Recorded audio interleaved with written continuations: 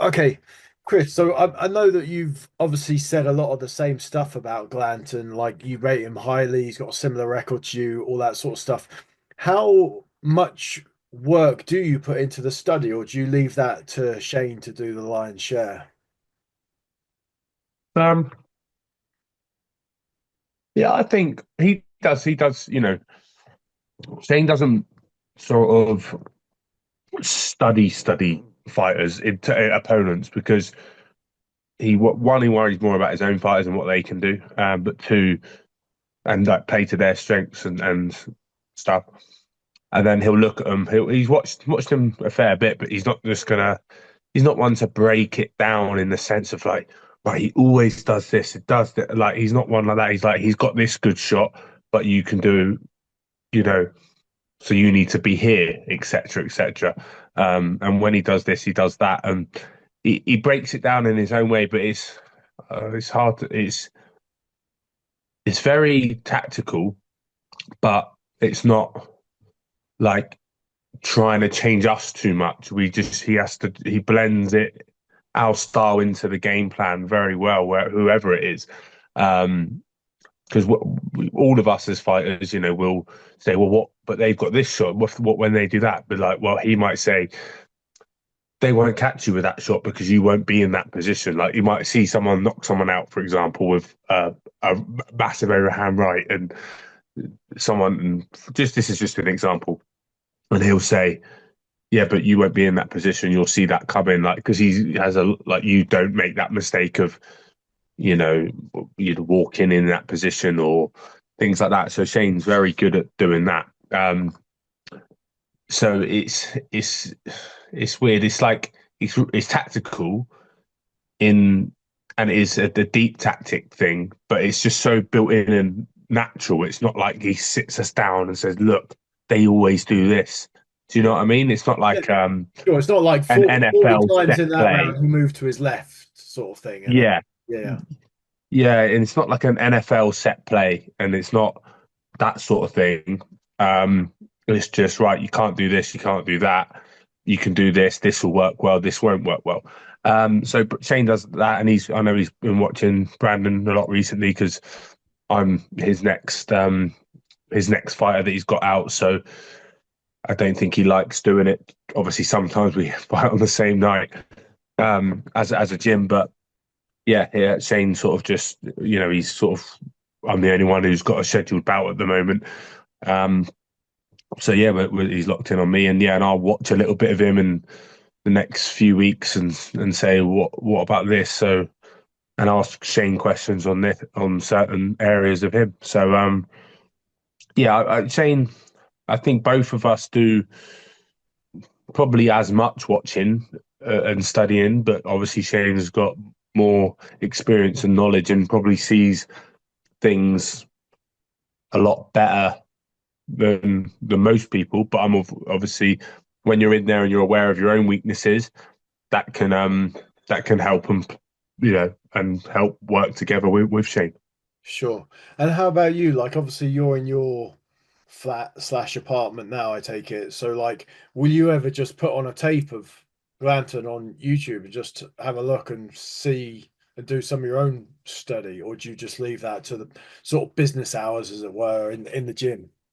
No, I'll do that. I'll do all my own studying. I'll do on my own, and then I might show Shane a clip that I've got a question about. So yeah, all that stuff I do on my own. Um, and then on fight week, we'll watch a little bit more. Yeah. Um, Usually either the night before or on the day, and just to finalize a few bits and pieces. And that worked really well with Reactport. Um, that's kind of what we did, and it just solidified the game plan. We had a game plan anyway, of course, but um, just helped solidify my belief in just a few little tweaks that I needed to make, and made those tweaks, and obviously made it an easy night's work in the end. This is the first time you've gone into a fight for a while without something shiny and gold around your waist. Um, do you have like a challenger mentality now? Like, have things changed? Because I know like I guess when you're wearing that, there's an air of confidence that comes with it where you're like, yeah, I'm the man. And obviously now that's not part of your carry-on luggage, right? Yeah, I think it's good to have that challenger mentality, but I also think that the confidence you do get is obviously beneficial as well. Um, but I think the motivation the motivation is definitely there as sort of I guess a challenger mentality. There's a lot riding on this fight. For me, it's um, I want to get back to fighting for world titles. So I have to win this fight, and um, but I have to at the same time I have to remember that I'm the same fighter that went in the ring against Zerda Ramirez. I haven't got worse, because of a loss. So I just have to improve to the fighter I was and just keep building on that me as a fighter, not me as a winner or a loser, if that makes sense. So Sure. I think a lot of times people go, "Oh, actually, I wasn't that level. I'm not that level." But just because they lost a fight or whatever it may be. So I think that's important to know that I'm still the same fighter I was that became world champion, and I just got to get to add to it and keep developing. Yeah, I'm guessing, you see through your training data as well that you're the same athlete that you were heading into that fight last November, right? I'm guessing you log everything and you know exactly where you're at with times and distances and numbers, full stop, right? Yeah, I mean, for me, it's just I check my Whoop data, and a lot of the time I think a lot's to be said for feel as well of how you feel because you've got to be able to. It's feeling right on the night. You might have all the data in the world of better runs and stuff, but you might not be strong in sparring. You might have better times and weights and all that sort of thing. But when it comes to physical prep and sparring fitness, the only thing that can measure that is obviously your coach's opinion and your feel in there. So that's always what I gauge it off of. And that's the number one sort of criteria I need to hit is being able to fight at the pace I want to fight at and set that pace when I'm going into probably next week is usually the hardest week of camp because it's the longest spar next week. So I need to tick some boxes next week and then I'll know that I'm fit enough. But yeah, obviously I've got my Whoop data and stuff. Sort of resting heart rate's always the same every fight month. If I look back over the years, my resting heart rate is always the same throughout. What is Um, your resting heart rate roughly?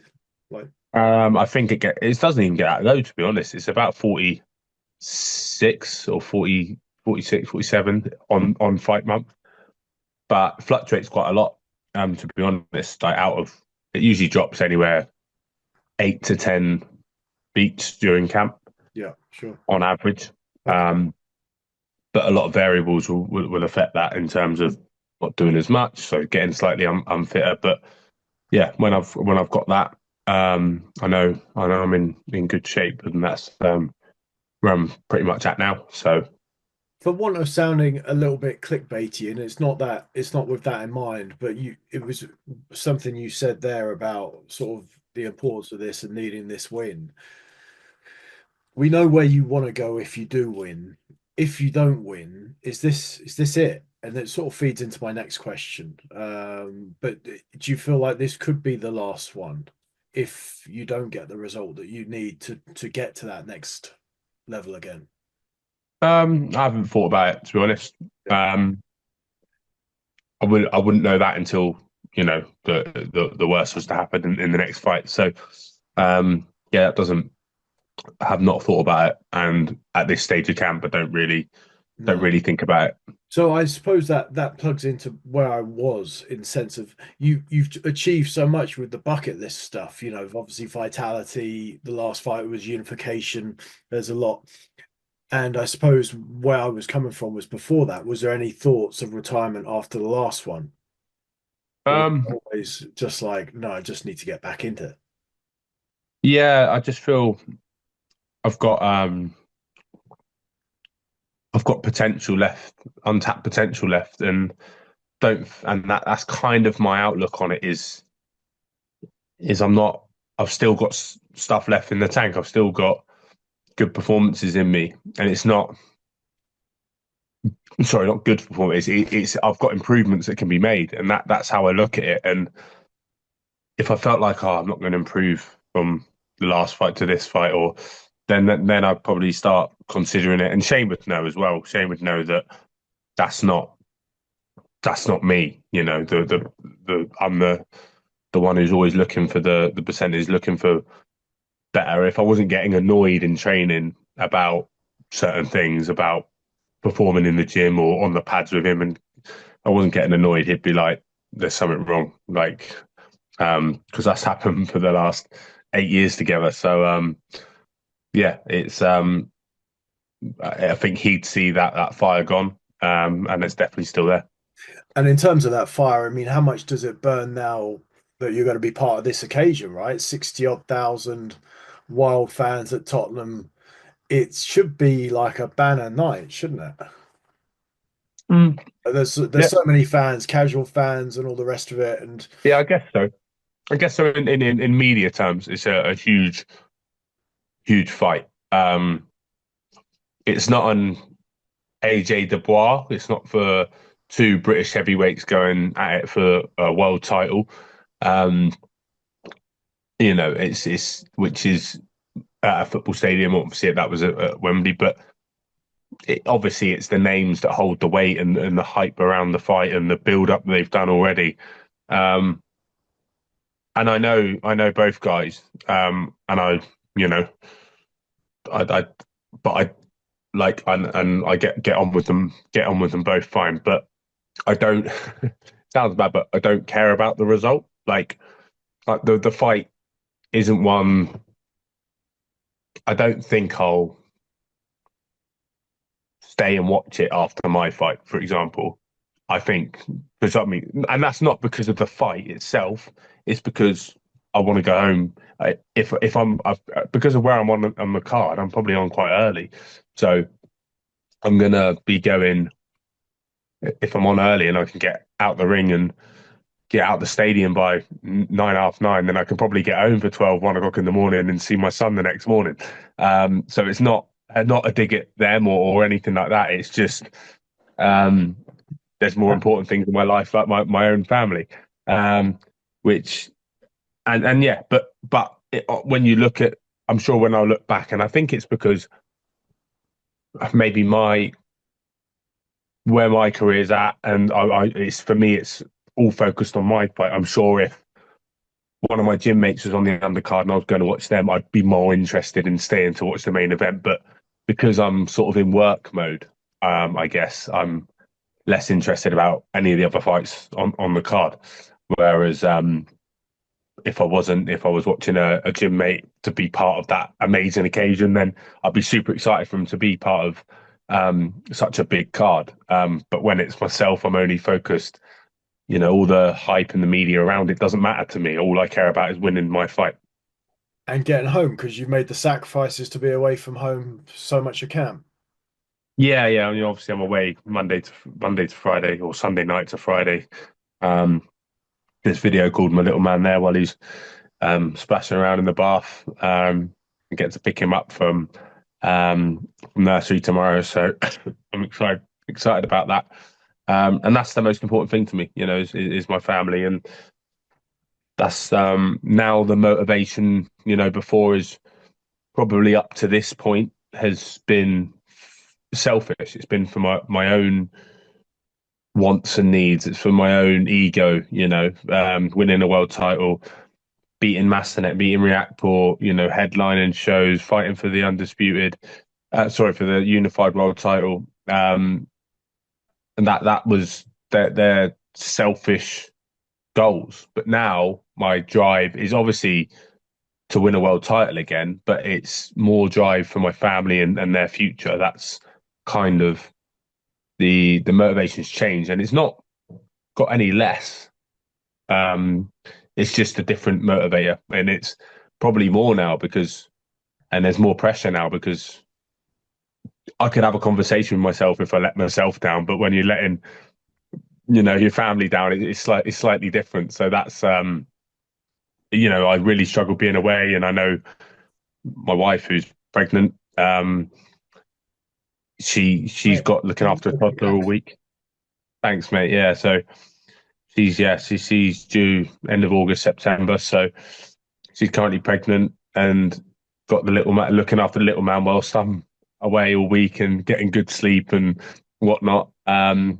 So it affects all of us as a family, but it's my line of work. I'm plenty of people who have done it before and have different situations with their own different careers or different paths in work and have it a lot worse than we do. But obviously, it doesn't change the fact that we all miss each other and stuff like that. And yeah, that's my motivating factor.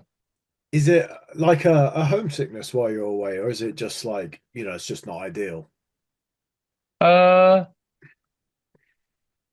yeah, it's not home. It's just I just miss them so much. Like watching my little man grow up is my favorite thing. Like my highlight of my week is taking him to football on a Saturday morning. We have a nice little routine. We go to the coffee shop and gets his baby Chino and a cookie because it's Saturday and he's about to go and run and burn it off. Um, so he goes and has that and then goes to football, and that's my Saturday morning. And if there's media to do, like I've got media obligations in next few weeks, and I'm like, okay, that's fine, but it's got to be after that. Like that's my priority is that on a Saturday morning and the highlight of my week, and he loves it as well. And my wife likes it as well. Mia likes it when she can either come with or she gets a choice. Then she gets a bit of time off because during the week, when he's not in nursery, she's got it full time. Yeah, and I suppose you've not got long after this fight before you see how things are resolved with the WBC with Badu Jack fighting Riziki. So I suppose you'll have a close eye on that, and that is your route back, isn't it? That's your route back to the big time with Opetaya and Ramirez and the big names in the division, right? Yeah, I think so. I think it's the most realistic route back. Obviously, that's the good thing is it's a week after my fight. Opetaya has a fight lined up. Ramirez has Dorticus, I believe he's got a defender his WBA against as a mandatory, and them two, I believe, want to fight each other. So, and I understand why would if I was in their position, neither of them are going to want to fight me because I don't offer another belt, and their goal is what my goal was when I was a champion. So yeah, I'm sure the if them two can unify their three belts, so then for me, I'm a couple of fights away from fighting the winner of that fight. That if they all come through and I can fight the winner of Jack and Riziki. Do you think that's? I mean, because you're ranked highly from the WBC, aren't you? Obviously, I know you went out to the convention. Um, it shouldn't be a hard task to get that fight, right? Um, yeah, but boxing politics, isn't it? We'll see. True.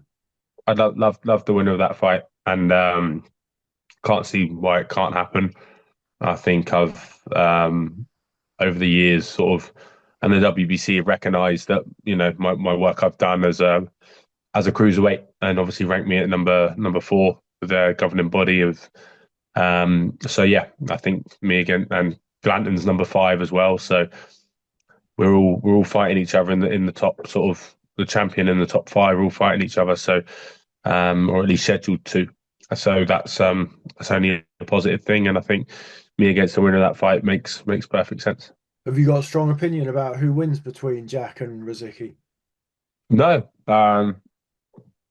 bit on the fence. Don't really know what Jack is will turn up because he's been out for a while.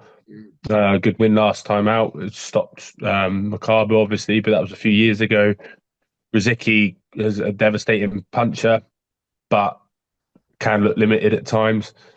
So yeah, it's a tough one. You if you looked at them just based on name and experience, you'd go with Badou Jack, but you have to take in all the variables. Um, he's no spring chicken, and Rizicky's a huge puncher. So yeah, it's an interesting fight. And I'm really sort of sat on the fence on to who I'd pick, to be honest. Sure. Mate, well, thank you so much for making the time to speak to me during camp. I really appreciate it. I'll save this for fight week, but thanks, mate. Spot on, nice one. Cheers, Tress. Appreciate it.